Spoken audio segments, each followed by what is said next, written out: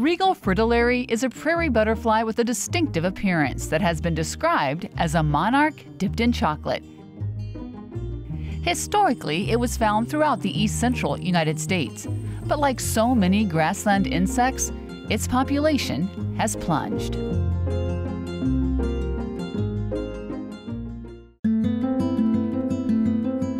Most, if not all, of the eastern population is gone. So east of the Mississippi, there aren't a lot of populations. There's still some good-sized ones in Wisconsin, but there's one little teeny population in Pennsylvania, and most of the butterflies in New England and the Northeast are gone. The reason is we've moved in and changed all their habitat into cornfields, and they don't do well in cornfields. A lot of what we're using now for chemicals are having more effect on the butterflies. The number of butterflies and insects that people are finding now has been decreased. There's kind of like an insect apocalypse that is going on, and numbers of everything are declining.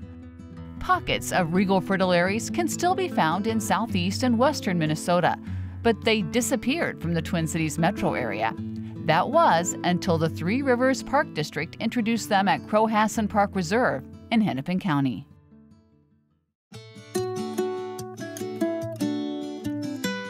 Before the European settlement of this area, this whole park was bigwoods. This was all forest.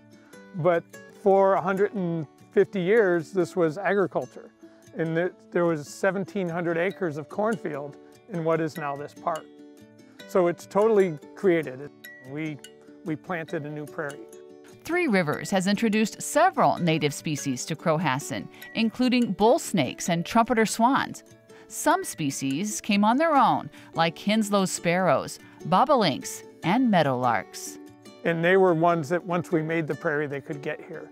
So we started working on things that can't move into this area. Because Regal Fritillaries do not move very far from where they hatch and they are beautiful to behold, they were added to the Crow-Hassan ecosystem. Before 25 were released in August 2016, the Park District established habitat for the native pollinator. So prairie violets are the host plant for the Regal Fritillary, and I think most people when they think host plant, they think of the monarch and the milkweed. So that's a common thing for a lot of butterflies. They have a specific host plant. Over the span of 4 years, we planted 10,000 prairie violets by hand. So it's a hard to get seed, it can be expensive to do that, but we knew we had to get the welcome mat out essentially for these butterflies to make sure their habitat requirements were being met. But we have about almost 1,000 acres of restored prairie here. And yeah, the prairie violets aren't in every single acreage of that, but we tried very hard to disperse and spread that out across all the units.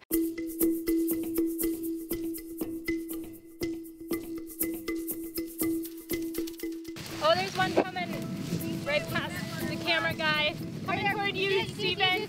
So since 2017, we come out here typically starting in July and go all the way through August, doing a couple different survey techniques to try to monitor this population. When we do the butterfly surveys, it's our staff coming out here to do it.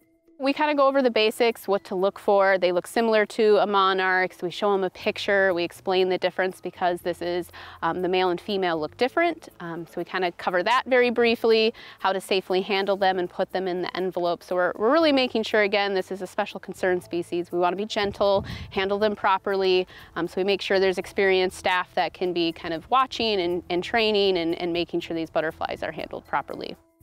You don't want to be touching the wings. You really want to minimize that, hold them close to the body as minimally as possible. Scales on their wings, they lose that, it can affect their flight. So you want to be as gentle as possible. You want to grab all 6 legs.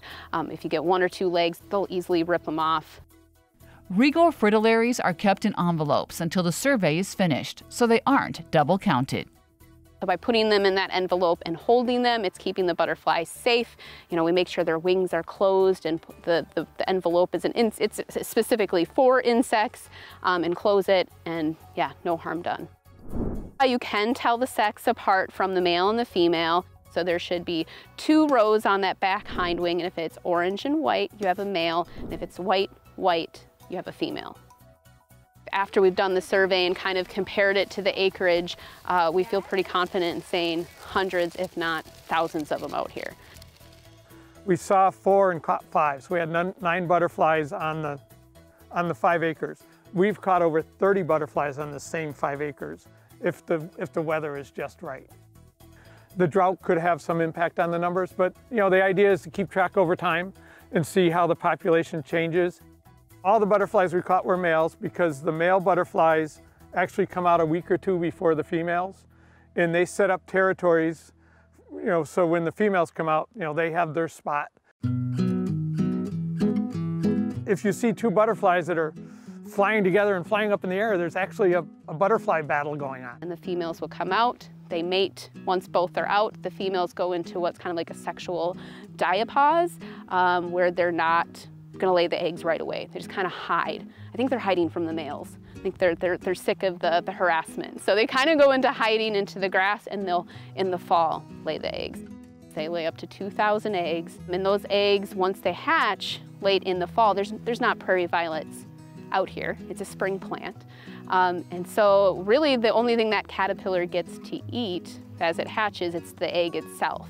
And then it overwinters like in the leaf litter or in the grasses as a caterpillar. The caterpillar's overwinter is basically a teeny little first instar caterpillar. And then in the spring is when it's going to finally have those prairie violets available. And then it can eat that prairie violet, and then it'll pupate into the chrysalis and emerge as an adult. What makes it unique is it is, one that all of its life cycle is spent in one place. It doesn't migrate. It doesn't like to even fly over wooded fence rows. Maybe by moving it here, giving it that little helping hand, we can play a part in hopefully the longevity of this species continuing to stay in Minnesota. I just don't think there's a lot of opportunities for people to see a butterfly like this, and that's right in Hennepin County here.